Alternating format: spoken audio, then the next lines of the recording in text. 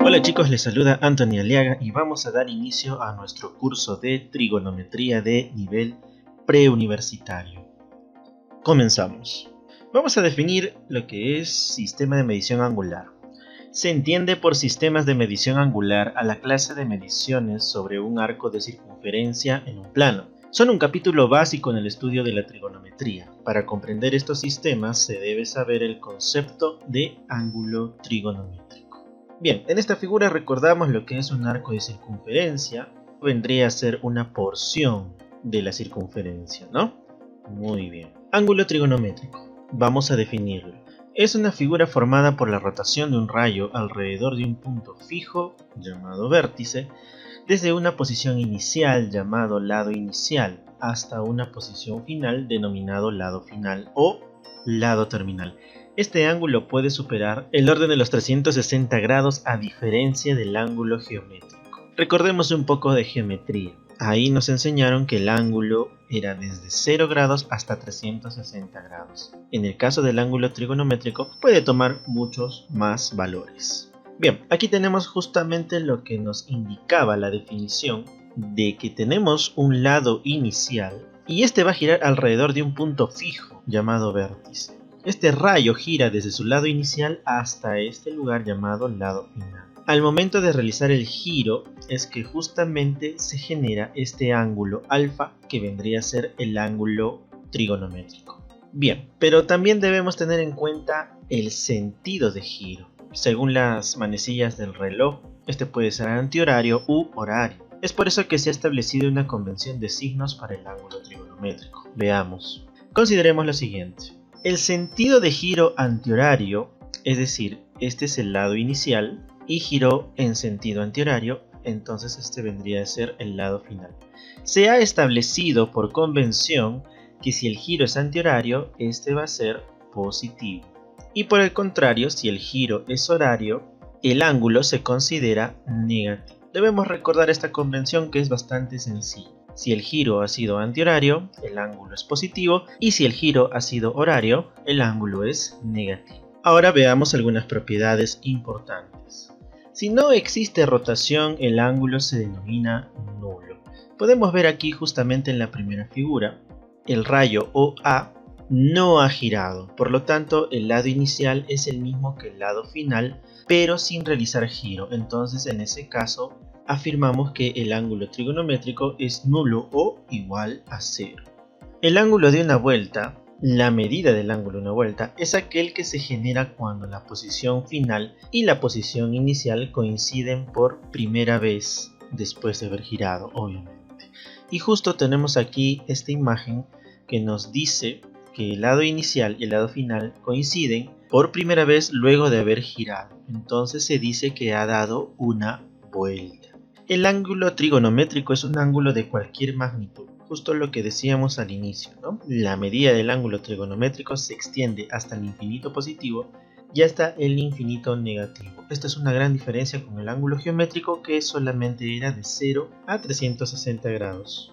Si se cambia el sentido del ángulo trigonométrico, su medida cambiará de signo. Por ejemplo, aquí en esta imagen vemos el ángulo alfa, el cual tiene un sentido antihorario. Y si yo le quiero cambiar el sentido, manteniendo la misma abertura, obviamente, debemos anteponerle el signo negativo. Si este era el ángulo alfa, al cambiarle de sentido será el ángulo menos alfa.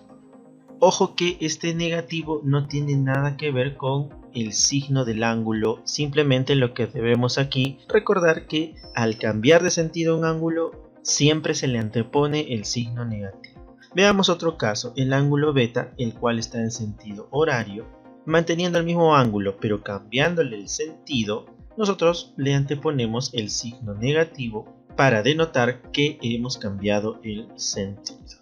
Y de aquí sale lo siguiente, para operar ángulos trigonométricos gráficamente estos deberán tener el mismo sentido. Bien, nosotros vamos a operar ángulos trigonométricos y debemos recordar que siempre deben tener el mismo sentido. Veamos algunos ejemplos. Ejemplo número 1. De la figura que se muestra a continuación, ordenen los ángulos en forma creciente. Aquí tenemos las alternativas. Aquí observamos que todos los ángulos están en sentido antihorario. Ordenaremos en forma creciente de acuerdo al que ha girado menos, como el menor, y al que ha girado más, como el mayor. El caso del ángulo alfa vendría a ser el ángulo menor, ya que vemos que el giro ha sido relativamente corto. En el ángulo beta vemos que es un poco más que alfa. En el ángulo teta vemos que es un poco más que beta. Y en el ángulo gamma observamos que es mucho más que los tres anteriores, incluso más de 2 vueltas.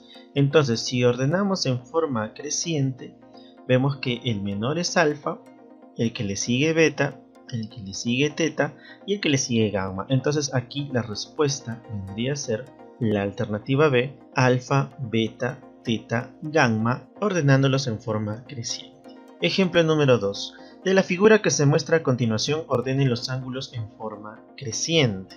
En este caso vemos que los ángulos están en sentido horario. Eso significa que todos los ángulos son negativos. Ahora, si todos los ángulos son negativos, significa que el que ha girado menos en sentido horario será el mayor. Entonces concentrémonos en ello. ¿Cuál será el ángulo que ha girado menos en sentido horario? Muy bien, el ángulo phi. Entonces él será el mayor. Ahora respondamos lo siguiente. ¿Cuál es el ángulo que ha girado más en sentido horario? Efectivamente es el ángulo omega. Entonces él es el menor. Muy bien, luego observamos que el ángulo phi, que es el mayor, le sigue el ángulo psi, que vendría a ser este de aquí, y le sigue el ángulo lambda. Entonces, en orden creciente, el menor de todos es omega y el mayor de todos es phi. Luego, en las alternativas observamos que el menor de todos es omega, el que le sigue es lambda, el que le sigue es psi y el que le sigue es phi. Entonces la respuesta aquí también será la alternativa B, el orden creciente. Vamos con el ejemplo número 3. Dice, con los datos de la figura AYX. Estas son las alternativas. Primero debemos orientar los ángulos en sentido antihorario. Bueno, la propiedad nos indicaba de que siempre para operar ángulos todos debían tener el mismo sentido. Aquí observamos en la figura que los ángulos no tienen el mismo sentido. De hecho, este 95 está en sentido antihorario, este menos 50 está en sentido horario y este X en sentido horario también. Nosotros debemos escoger un sentido, o bien el horario o bien el antihorario. Ahora, hemos escogido el sentido antihorario por una simple razón, de que es más fácil trabajar en sentido antihorario porque todos son positivos y todos sabemos que trabajar positivos es más fácil que trabajar negativos.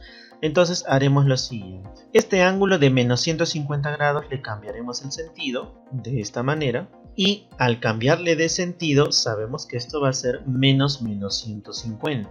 Menos con menos me da más. Entonces este ángulo al cambiarle de sentido será 150 grados. Muy bien. Ahora, si este ángulo es 150 grados, para completar el ángulo llano, como nos enseñó el profesor de geometría, aquí sería 30 grados. Muy bien. Ahora, yo me doy cuenta que todo este ángulo es 95, pero hasta aquí ya tengo 30 grados. ¿Cuánto será este ángulo? Muy bien, será 65 grados. Y finalmente nos damos cuenta que X tiene la misma medida que este ángulo de 65, pero hay una pequeña observación allí, de que X está en sentido contrario que 65. Entonces, ¿cuál será el valor de X? Muy bien, efectivamente será menos 65. Y debía salir negativo porque X es justamente horario. Entonces la respuesta es la alternativa B, menos 65.